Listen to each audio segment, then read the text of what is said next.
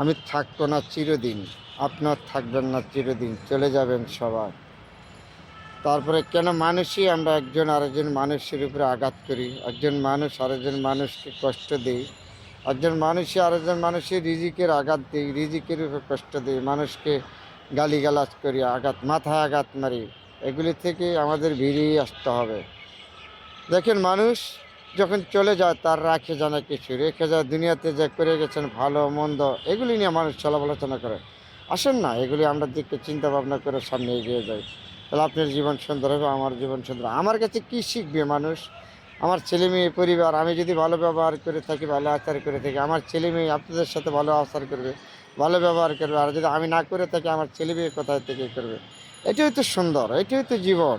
আপনি যদি ভালো ভদ্রতাভাবে চলেন, ভদ্রতাভাবে কথা বলেন, আপনার ছেলে মেয়ে অবশ্যই ভদ্রতাভাবে চলবে। এটা হলো আপনার কাছে সব কিছু। আপনার পরিবারকে যদি আপনি ভালো করে চালান, আপনার পরিবার চলবে। আপনার পরিবারকে যদি জাংশন না করেন আপনি, তাহলে আপনি চলতে পারবেন না। এটা হলো আপনার কাছে, সব পণ্য আপনার কাছে। একটা পরিবার ভালো খারাপ করে আপনার কাছে। আপনার ছেলে দেখেন কোথায় থেকে আসছে, রাত্রে 2টার সময়, আপনি জিগাবেন না? আপনি জিগালে তো আপনার ছেলে 5 দিন আর আসবে না, তাই না? এটাই তো আমাদের সমাজ, এটাই তো আমাদের সুন্দর। তারপরে বলি, আল্লাহ পাক রব্বুল আলামিন এই মাহে রমজান উপলক্ষে আমাদেরকে তুমি মাফ করে দাও। যেহেতু আমরা গুনাহগার গন্ধ, আমরা গুনাহ করেছি, অন্যায় করেছি, না জানি না। তারপর তুমি বিনি কোনো মাহবুদ নাই, তুমি সকল পরের মালিক। তুমি আমাদেরকে মাফ না করলে আমরা কার কাছে যাব? তুমি না বলিস, এ আদম পাহাড় পরিমাণ গুনাহ করো, আমাকে ডাকার মতন ডাকলাম, তোমাকে মাফ করে দেবো। তারপরে তো আমরা ডাকার চেষ্টা করি, হয়তো জানি না আমাদের ডাক কবুল হবে কি না হবে না।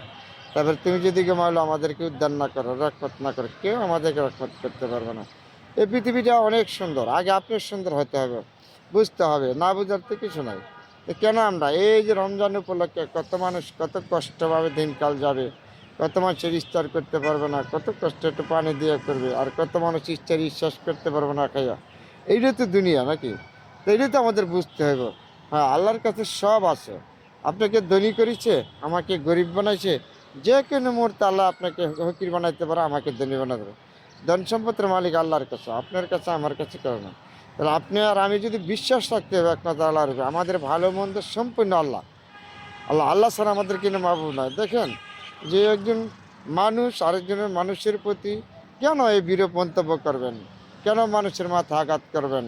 কিন্তু ধৈর্য ধরতে হবে। ধৈর্য না দিলে কোনো জিনিস অর্জন করতে পারবেন না।